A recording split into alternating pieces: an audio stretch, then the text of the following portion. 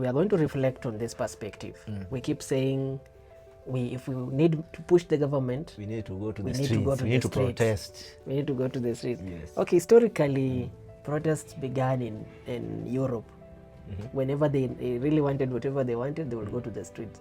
For example, the French had a very good realization when they pushed their leader to give them whatever. I can't remember the name of the leader right now, but they had a very good result when they went to the same to Europe, same to UK, when they pushed until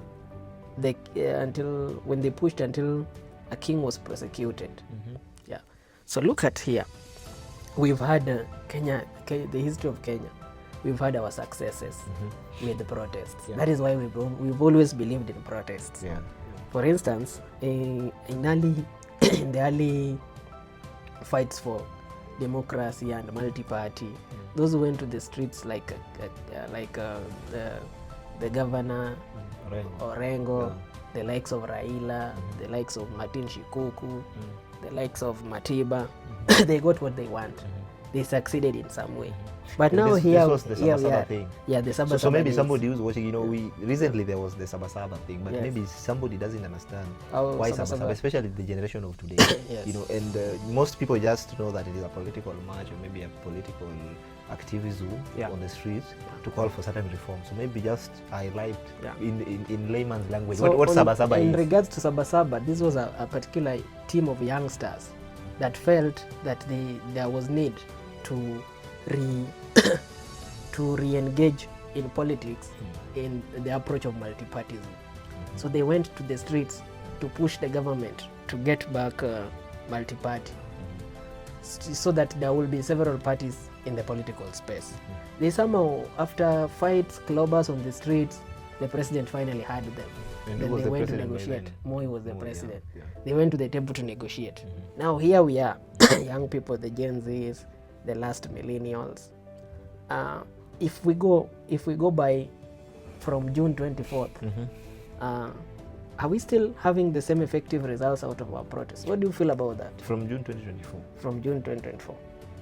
I do think, since I became conscious, I say the biggest protest that has at least shaken the country a bit, but did not achieve what we actually wanted, was the June 2024, was it 25th, 25th June 2024 protest by the Gen Z. It was called the famous Gen Z protest that many countries emulated, but it never worked for them. Remember Cameroon?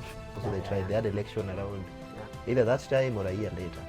So, and then what was the result of that? I think the president tried to massage our ego by trying to do a little bit of reshuffling of the cabinet and so on and so on. But that didn't change a thing, because at the end of the day, it was just recycling the same old people that we knew.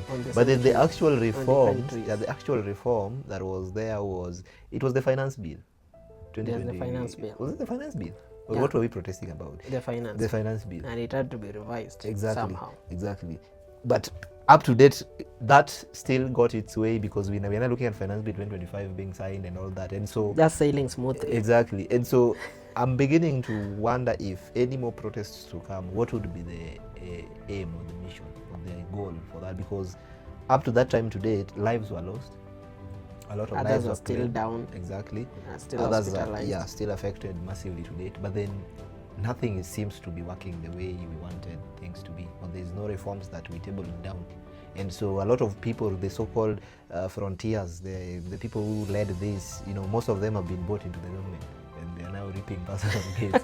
But then the whole interest of the nation is at stake. And so it calls for the question if protests are really the way to go if we want government reforms. Okay, I still don't doubt that protest is a way. It gives you a leeway to be heard. It gives you a table to be heard. But when you don't have organic leaders, you just have self-imposed leaders, you get the result of negative outcomes. But if you have leaders who sat with you and figured this out, that we want to go and agitate for this, you will get what you want. So look at what happened from that period. There was the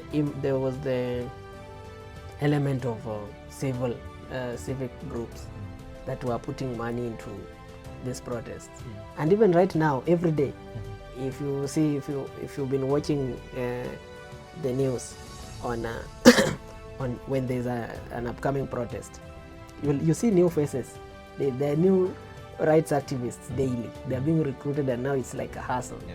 So these people, they will make a lot of noise, but they don't put the interests first. Yeah. Do you think the people we send to agitate for us on the street, do you think they always speak for us? They don't, because remember when this whole, because the most vivid one is the Gen Z riots. Yeah. Because they were trying to drive a line of the Gen Z and leaderless, tribeless and all that. Like they were drifting away from having somebody to represent them who they knew would be a sellout.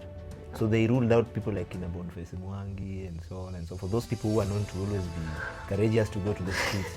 And so this leaderless and tribeless group, I think they were going in the right direction, but then I don't know midway what happened. A lot of them were manipulated into getting into the system and being now used by the same system now against the people that they had this common protest and activism for. Because you've heard the stories of, they're saying, when there's this Somali lady scholar,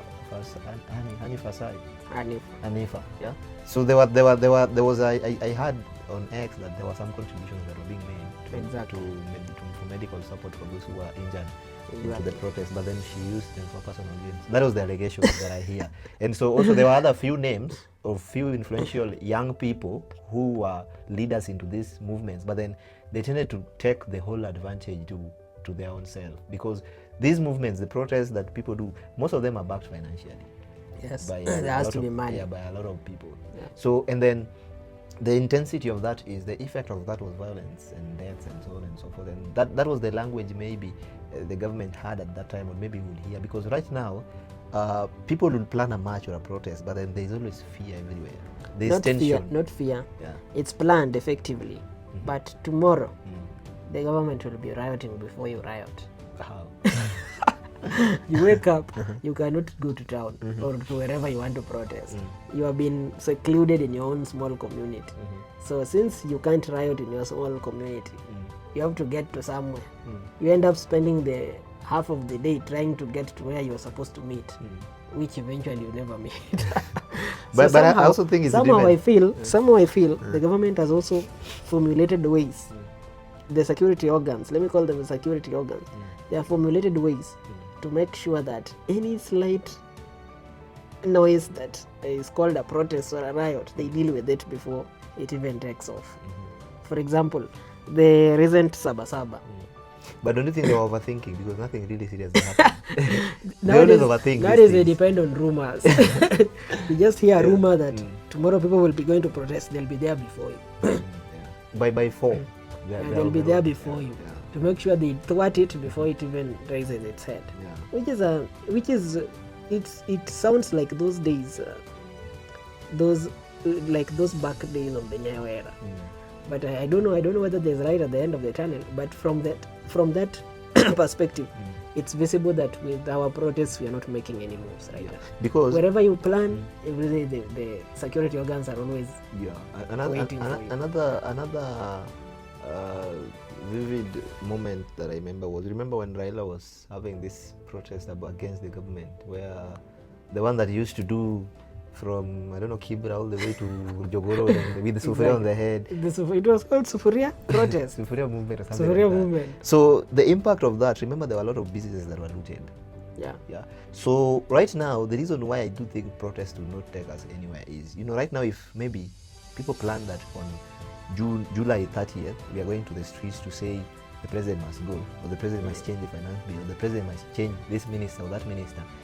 The number one thing that is going to be that the people who control this country, or the elites, or the business people, they are going to be the first people against it, because number one, you are going to slow down business for that day.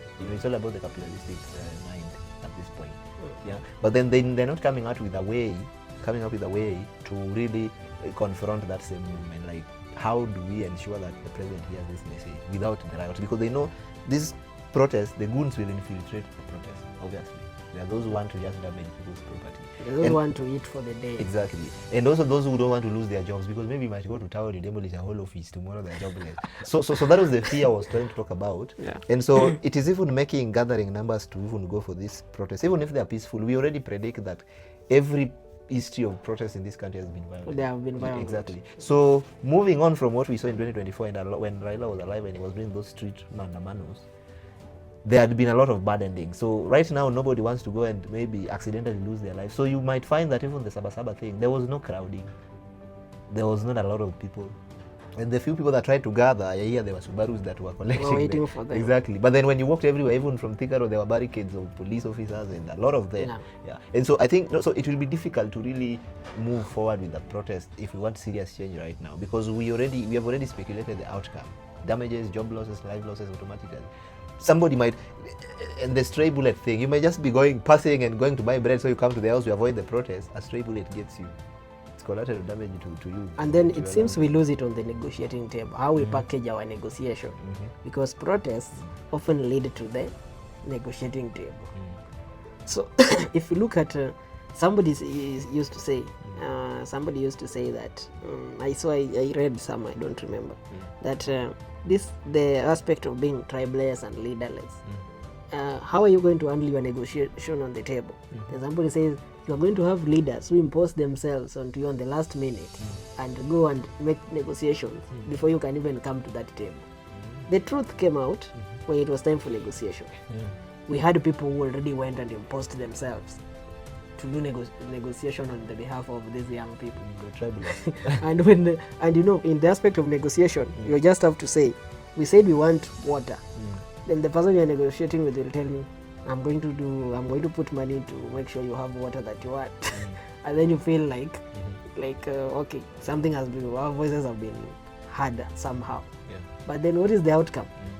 This person who says they're going to give you water, he has already identified how you organize yourselves.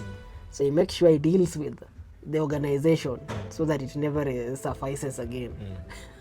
So that is one perspective of how things have failed in terms of if you protest to go and negotiate on the table, you have. So I understand for the perspective of protests, the ones that have been successful, the ones that we really need to copy, as young Kenyan people always like going to the streets to fight for themselves. Some of the aspects there needs to be a clear organization of agenda and execution. For example, you must have leaders, and these leaders, they might either be visible or invisible, but they are giving commands. They may be invincible or visible depending on the nature of the security, but they give commands to the movement, and then it's a whole organic system. So they spend time looking for the leader, but the execution goes on. The execution goes on until whatever they're fighting for is effective. For example, if you remember the likes of these current politicians who went for Sabasaba those days, one of their successful motives was appearing and hiding. They resurface, they call for maandamano or call for protest. The gorilla people, like the Mau Mau. Like the Mau Mau people. They call for protests and then they disappear. And their ability to disappear is what made them stand out. So they will only appear on the negotiating table, but with a proper agenda of what everybody was fighting for. But talking about an organized structure of if you want protests to work, I recall when we had the fuel increment issue. Exactly. You remember? Yeah. There was this guy who trended with all due respect. Yeah. If we had leaders like that, I hear he was manipulated again, and they said he was bribed so that he doesn't object anything. You remember they gave ultimatums that if this is not reduced, because I hear he was representing the Kenya tourists, motor vehicles owners and something tourists, like that. Exactly. The tour companies. Yeah. So if we had a first phase of example of leaders like that, who can go to the government institutions. For instance, right now, if we are protesting against, you can't protest against the whole government. We have to protest against certain lines of government or certain ways of doing things. If say they are increasing the fuel price or the food price or maybe school fees, something, we have to approach the right stakeholders and front leaders who can create ultimatums that if this is not met, or rather, you as the minister say the truth to Kenyans, or else, with due respect, we are going to the streets and we give you a 7-day notice. I think that is the structure that can really having a clear agenda. Exactly. Okay, I remember that was also one of the reasons why the Gen Z protest didn't make it. Yeah. Okay, you are protesting for finance bill. Somebody is in there but is protesting for governance. Yeah, maybe school fees is expensive. You also remember the debate of university fees. Yeah. It's also a thing. Yeah, the university fees. Yes. So a lot of people having mixed reactions, but they got the platform to go on the streets, but then they didn't have a common voice. They didn't have a common voice. But the reason why the Gen Z one in 2024 somehow succeeded was there was an hashtag. Reject finance bill. Yeah. Everybody was saying that. Even somebody who doesn't know what it is. Myself, I knew finance bill in 2024. But you see, if you have that strategy, because I don't want to say it brought really a big impact, but you realize the president convened for sessions. There were 2 sessions, right? Yeah. To respond. Something that has never happened in a long time. Because which of course, it turns out your president is just smart at reading. Exactly. Because you remember the sometimes why some of these protests are also of personal interest. You remember when Raila was doing this maandamano, a lot of them even in Uhuru time. At the end of the day, it turned out that it was him and maybe his people that were benefiting. The handshakes, they came as a result of that. They come into government, exactly. And then things just remain the same. Yeah. It's a lot. It's a some of a power task. Exactly, and nothing was there for Kenyans. Change of power structure. Exactly. So those were, because if you look at the extent of the mandama, the ones that Raila used to do are so massive. If you look clearly in this country, nobody ever. People want you to sacrifice yourself, but then when it comes to the time of now sacrificing themselves for you, they never want to do it. Yeah. So somehow Raila must have turned selfish because you want me to always fight for you. Yeah, exactly. Because at the end of the day, when it comes to the ballot, you people never vote for it. Yeah, because at the end of the day, if he's thrown to jail, we all cannot go and remove him. People are always saying that if they arrest Raila and all that, they can go. You know, sometimes even if I were Raila and I would do things like that, I think at the end of the day, I would bargain for myself. Yeah, I make sure I bargain for myself. Put myself safe. Most. Exactly. Then I make sure little things. Yeah. Because if I remember well, to those Raila diehards who are opposing this, all those riots, go and check the effects of the handshakes that he did with Uhuru and Ruto. Yeah. They were an effect of some revolution, some resistance. Yeah. And he did not do it alone. Yeah. He used the few Kenyans who voted for him to go to the streets. Kenyans who believed in him. Exactly, to go to the streets. But then at the end of the day, Kinajo are in government, Kinambari are in government. And the joblessness in the youth still remains. I don't think there's a difference. I don't see there's a difference. Even though I believe there's some things Raila fought for, things like devolution that he fronted for, and a lot of other things that he fought for Kenyans. But most of them were not done out of protests. They were just done out of gathering a few sharp minds. They were done out of a series of protests and fights. Exactly. Then you hear, then I get an opportunity, then I manipulate you. Yeah. So they were done from him gathering a few senior councils here and there and creating some kind of policies that would help Kenyans that he saw in his with a series. What I noticed with a series of protests, for example, even young people, if they make sure they are protesting daily, they wake up, protest, a few are arrested. They wake up, protest, another day, another number is arrested. After a series of protests, maybe in a month, then you'll be called to the table. Yeah. So when you are called to the table, you may demand a few things. You may say, we want this done now. So when this is done now, for example, if young people go to them and then they say, we want university fees, want university education to become free. Yeah. Exactly when they know there's money, and then the government gives into that. So they have gained one. Yeah. Then they remain with the others. Yeah. So I think it is approaching one problem at a time. We protest for one thing at a time. You see, like the fuel, for instance, the fuel thing was very successful. Yeah. At least even if they didn't reduce to how we wanted, but it was reduced. So approaching it one by one, and also structure. These days we are not organized. We call for a protest tomorrow. The police are more in the streets than the people, and no business is going on. Okay. The problem with this our rights groups, they announce protests, then they wait to wake up at 8. If they really mean to paralyze everything, let them be on the streets in the night. So those people wake up in the morning. Because I remember the Gen Z protests, people were by 4. People are camping in towns. And that is why it's effective. So if you want to close to them the effectiveness of protests, is it something that would help the government listen to Kenyans? Or is it something that can work if you want reforms in how the government operates for the better of Kenyan citizens. Okay, I agree protests are effective in other parts of the world. But how do you get a protest to become effective? There are models that you can copy so that you make sure you are heard. But again, with the perspective of the infiltration of different mindsets into the group. For example, others are thinking we want this, while others are saying we want this. Then these others maybe rush to the negotiating table before these others. It becomes a voiceless group.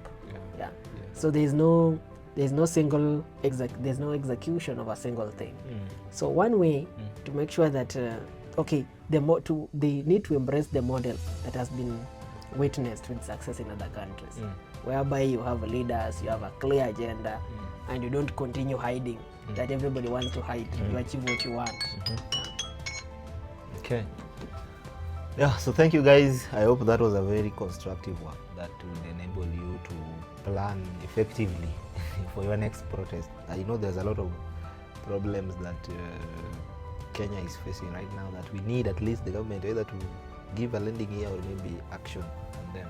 Exactly. Yeah, so I believe you pick a few things or two on how to run a successful protest so that you get listened to by your respective government in any part of the world.